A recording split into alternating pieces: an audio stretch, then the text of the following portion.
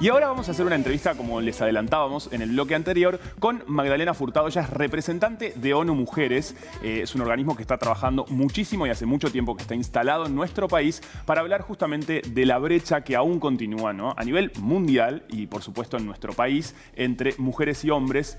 Hay 4 ejes que ellos trabajan, digamos, fuertemente, y queremos saber cómo estamos en nuestro país. También qué pasó con la pandemia, ¿no? La pandemia cómo afectó y cómo frenó algunas cuestiones que quizás iban avanzando. Para eso y muchísimo más vamos a conversar con Magdalena. Bienvenida. Gracias por estar acá. Muchísimas gracias. Un placer para mí estar aquí con ustedes en este mediodía. Por favor. Magdalena, así como decíamos, ¿no?, ustedes hablan de 4 nudos estructurales que me parece que es muy claro y que está bueno repasar, digamos, cuáles son esos 4 ejes que, si bien siempre estamos conversando, pero está bueno puntualizarlos, ¿no? Sí, si tuviéramos que resumir en 4 puntos cuáles son los mayores desafíos que aún persisten para alcanzar la igualdad de género en Uruguay, son, en primer lugar, la desigualdad económica. Es decir, sabemos que hay techos de cristal, como ustedes venían contando.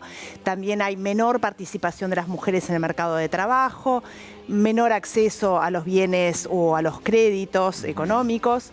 El segundo punto tiene que ver con desigualdad en el uso del tiempo. Es decir, las mujeres saben que sobrecargamos más con el tiempo de trabajo de cuidados. Todo lo que es cuidados. Y tareas domésticas, que eso obviamente imposibilitan la salida al mercado de trabajo remunerado. En tercer lugar, todo lo que tiene que ver con las mujeres en los lugares de decisión. No importa el lugar que mires, ya sea los puestos del Parlamento o de los gobiernos subnacionales o de los sindicatos o de las empresas, en todos los ámbitos donde se toman decisiones, en promedio hay una subrepresentación de mujeres. Y por último, el cuarto nudo estructural, como le llamamos, tiene que ver con todo lo que es los patrones culturales, las normas sociales, que en la sociedad uruguaya aún hay discriminación, y el extremo mayor son la violencia y los femicidios, ¿no? Bueno, recién hablabas del trabajo no remunerado, que también InMujeres ha lanzado encuestas, que básicamente también se habla de que las mujeres ocupan 2/3 de su tiempo en estos trabajos no remunerados. Por lo tanto, claro, es muy difícil luego tener una solvencia económica y poder salir a hacer otro tipo de actividades. Sí, exactamente. Esos datos que tú mencionás son de la última encuesta de uso del tiempo que se hizo desde InMujeres con el INE, que es el rector de las estadísticas oficiales. Y ahora se está terminando el campo para hacer una nueva encuesta y para ver si desde el 2013 hasta hoy, 2022, hemos logrado cerrar un poco esa brecha o permanece igual. De todas maneras, los cambios en todo lo que tiene que ver con lo cultural, con la división sexual del trabajo, son muy, muy lentos. Ojalá que hayamos podido avanzar algo en las estadísticas que tú contabas, pero de todas maneras hicimos, por ejemplo, en plena pandemia, un pequeño relevamiento, ¿no?, para tocar base de qué es lo que estaba pasando cuando los chicos estaban con las escuelas cerradas o teletrabajando. Y bueno, y ese estudio nos fue muy esperanzador, en el sentido de que, por ejemplo, ahí habíamos visto que todos los hogares que tenían hijos en edad escolar, en el 75% de los casos eran las madres que acompañaron a sus hijos en las tareas escolares, en un 10% los padres y el resto otros familiares que tenían presencia en el hogar. Entonces, ese rol muy marcado de las mujeres, ojalá que podamos ir comprendiendo como sociedad el tema de la corresponsabilidad de género, ¿no? Claro. Que tanto hombres como mujeres tienen que ser corresponsables en el hogar, en la crianza de los hijos, y eso a su vez les permite tener mucha mayor autonomía económica a las mujeres también para desarrollarse en el mundo laboral. Es como que una cosa, trae a la otra, ¿no? Entonces, cuando hablamos de los cuidados también, no solamente en la casa, sino también ante algún familiar enfermo y demás, siempre o generalmente, habitualmente, lamentablemente, el cuidado recae en la mujer. O la responsabilidad, porque lo que hablábamos con Juan Pía, hay veces que es como ya no se pone en tela, o no se ponía en tela de juicio quién tenía que hacerse cargo. Eso es algo que se tiene que encargar la mujer. Como que de a poquito eso, si bien como tú decís, es de a poco los movimientos, se empieza como a ver un halo de esperanza. Sí, totalmente. Y sobre todo creo que si nos proyectamos, cuando siempre miramos qué pasa con las sociedades más avanzadas, más desarrolladas, ¿no? En Europa, por ejemplo, está mucho más naturalizado, ¿no?, lo de compartir esos roles. o está más naturalizado que haya mujeres en los cargos de decisión en todos los ámbitos. Entonces, si miramos siempre que Uruguay se proyecta tal vez en sociedades más desarrolladas, por lo general son sociedades que han avanzado más en la igualdad de género. Entonces, siempre está bueno ver lo positivo y ver esa proyección. Y las cosas están cambiando, como dijimos, aunque el ritmo de cambio es un poco más lento del que nos gustaría, ¿no? Y la pandemia de alguna manera incidió en que eso sea más lento, ¿verdad? Sí, frenó como algunos totalmente, avances. y yo creo porque un hito muy importante fue el cierre de todos los lugares de cuidados, de escuelas, ¿no? Donde muchos niños, gran parte del día pasan allí, y es justamente lo que permite muchas veces liberar ese tiempo de las madres, ¿no? Magdalena, también hay un tema con lo que es en la política en nuestro país, ¿no? Si bien Uruguay fue precursor con el voto de la mujer. El primer país de la región en aprobar el voto femenino. Exactamente, pero hoy en día, si miramos, digamos, es menor la cantidad que hay en comparación con Argentina o con Chile, por ejemplo, bueno, con el cambio que acaba de realizar, o un montón de países de la región, ¿no? La representación de mujeres está un 20% en nuestro país. Sí, mientras que en Latinoamérica es alrededor de un 33% la participación de mujeres en los parlamentos. Entonces, como tú decís, Uruguay quedó rezagado respecto a su propia historia. Claro, se empezó muy bien y después empezó muy bien y después otros países avanzaron de manera mucho más rápido. Y yo creo que esto tuvo que ver también porque los otros países empezaron mucho más rápido a aplicar lo que se llaman leyes de acción afirmativa. Por ejemplo, Argentina, que hoy en día tiene un 45% de mujeres en el Parlamento, en el año 91 empezó a aplicar una normativa que fue la ley de cuotas, que permitió como abrir las puertas y que las mujeres ingresaran en las listas para estar en lugares elegibles para ser votadas.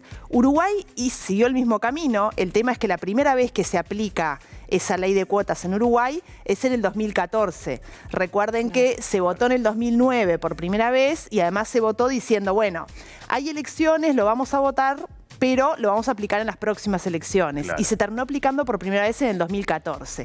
Desde el año 91, Argentina, hasta el 2014, eso le permitió a Argentina, por decir de alguna manera, como visibilizar a mujeres, abrirle puerta a otras mujeres para que hoy en día pudiera estar en un 45%. Entonces Uruguay empezó bastante más tarde y ahora hay que recordar que hay 2 leyes de paridad que ingresaron en febrero y marzo del año pasado, que tienen que votarse o considerarse en el Parlamento, y bueno, y ojalá que sea afirmativo, porque ya hay más de 7 países de la región que tienen leyes de paridad. Sin duda. Y también, bueno, a esto hablamos con respecto a lo político, pero hoy nombramos, pero es bueno también subrayar el tema de los cargos de responsabilidad, digamos, ¿no? Se sabe que, bueno, recién decías, tanto en la política, pero también en la academia o en cualquier lugar donde uno mire, aún hoy sigue siendo difícil, ¿no? Estamos hablando de que estamos en el 2022 y sigue siendo difícil que sean ocupados por mujeres esos lugares de decisión. Totalmente. Por ejemplo, en la academia, la UDELAR, tuvo más de 40 periodos de rectorado y en total 34 rectores, que fueron todos hombres. En ningún momento, en ningún periodo de rectorado hubo una rectora mujer. Lo mismo, los grados 5, hay una subrepresentación de mujeres si comparamos con lo que es el grado 1, que más o menos es paritario el ingreso en la trayectoria de la UDELAR. Si miramos los sindicatos, también, por ejemplo, en el PIT-CNT, recién hubo un cambio en el 2018 cuando se introduce una medida de acción afirmativa introduciendo cuotas en el secretariado ejecutivo. Pero antes era un secretariado ejecutivo que incluso fue llegó a ser del 100% hombres, ¿no? Entonces, creo que lo que está bueno es ver eso, ¿no? Siempre decimos ponerse esos lentes de género y preguntarse si eso nos representa, ¿no? Por ejemplo, un secretariado ejecutivo del PIT-CNT, 100% hombres, para representar a todos los trabajadores, hombres y mujeres. Hay algo que no está bien, ¿no? Sin duda. Y deberíamos ver esos temas con mucho más naturalidad, ¿no? Que en los órganos de decisión nos representen hombres y mujeres. ¿Por qué? Porque tenemos miradas complementarias, porque los equipos diversos ya se demostró que aportan mucho más, porque nos representan de diferente manera en muchísimos temas. Entonces, creo que es positivo para toda la sociedad. No hay que verlo con miedo, hay que verlo de una manera absolutamente natural. Eso, naturalizarlo, ¿no? Y me parece que cuando se habla del mes de la mujer, del 8 de marzo, marzo y demás, visibilizar todas estas cosas como las que estamos hablando ahora, contribuyen también a que uno empiece a ir trabajando y cambiando la perspectiva que se tiene como sociedad, ¿no? Y que me parece que, como tú bien decías, acelerar un poco ese proceso. Sí, incluso creo que lo que nos pasa es que cada mes de marzo tratamos como de volver a sensibilizar a través de las cifras, porque muchas veces el ciudadano común y corriente no tiene presente, ¿no?, todo este mapa de lo que estamos contando. Entonces, cuando uno pone como todas las cifras, ¿no?, en una foto de cómo estamos, es como que ahí decís, bueno, me cae la ficha de que realmente deberíamos reflexionar o pensar en un cambio, ¿no? Claro. Magdalena, recién decías a no tener miedo de esto y de hablar de esto, y que la gente, todavía el uruguayo le cuesta eso, ¿no? Digo, los números están a la vista, pero ¿qué pasa con la charla? ¿Ya está más instalado, creen ustedes? Porque eso también es importante, ¿no? La sobremesa de cada casa, que aparezcan estos temas también, porque es desde ahí, obviamente que desde la política, si para eso está ONU y un montón de organismos, pero también en lo cotidiano, ¿verdad? Que aparezca más. La juventud yo creo que lo tiene muy, muy incorporado, por suerte, y cada vez más. Sí, la juventud lo tiene muy incorporado. Los tomadores de decisión, ¿no?, de todos los ámbitos, que creo que es lo que más nos importa para hacer cambiar las cosas, yo creo que aún Uruguay está en una fase de que lo tienen en los discursos, porque es muy políticamente correcto, asumido, y hoy en día en el 2022 no podemos tocar estos temas o hacer referencia a estos temas, pero que aún vamos lento en mucha toma de decisiones, para poder realmente que sea un cambio transformador y ver los resultados. Y después en la sociedad en conjunto, por supuesto que como todo tema, hay resistencias y se hacen notar muchas veces esas resistencias, pero creo que de todas maneras todos deberíamos ser feministas, en el sentido de que feminismo lo único que implica es avanzar hacia la igualdad de género, ni más ni menos. O sea, lo que queremos es una sociedad mucho más igualitaria. Perdón, y estamos viendo parte de un spot que se presentó, que realmente justamente visibiliza Absolutamente. Y no deja de emocionar, y ver todas estas mujeres con estas niñas diciéndole que se puede, que sí. Yo quiero ser vicepresidenta. Si querés, vas a ser presidenta. Generación Igualdad. Generación Igualdad. Generación Igualdad. Generación Igualdad.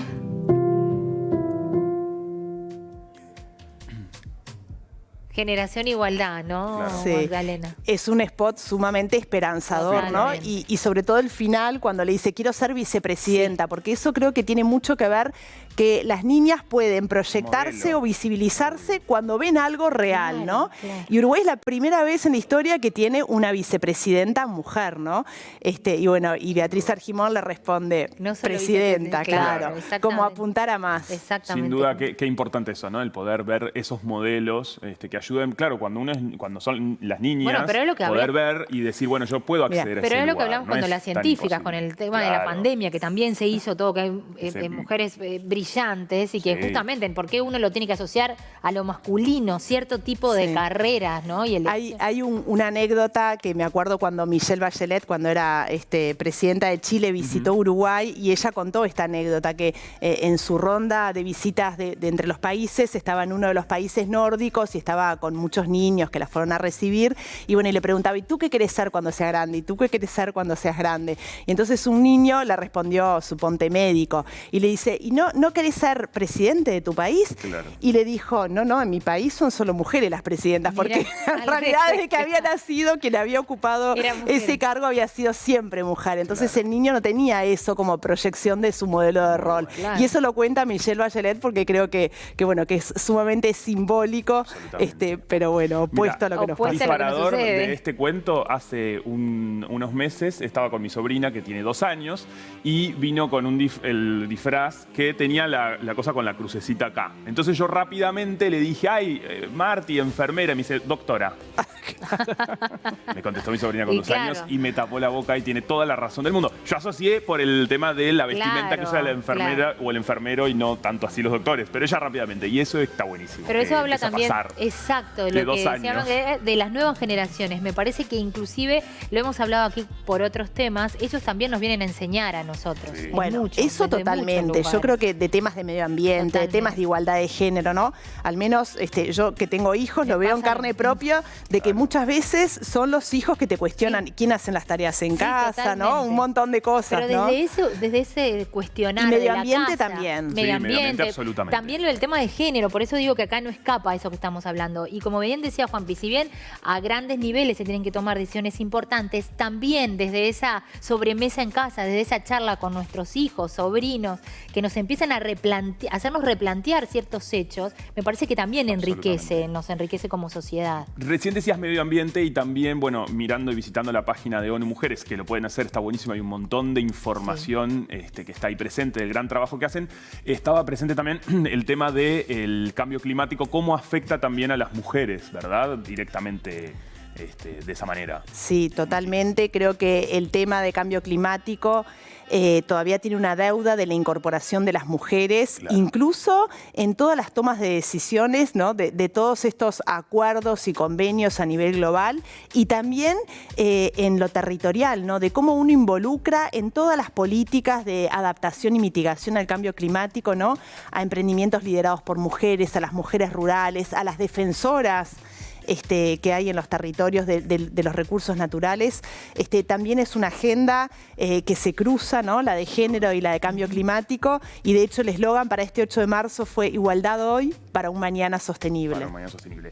Bueno, sin duda hay que ponerse estos lentes de género que hablabas hoy, Magdalena, que son muy gráficos. Ya vemos que son muchos los debes que tenemos como país a nivel mundial y a nivel de la región, ¿no? Porque a veces nos ayuda a compararnos con América Latina y Caribe, ¿no?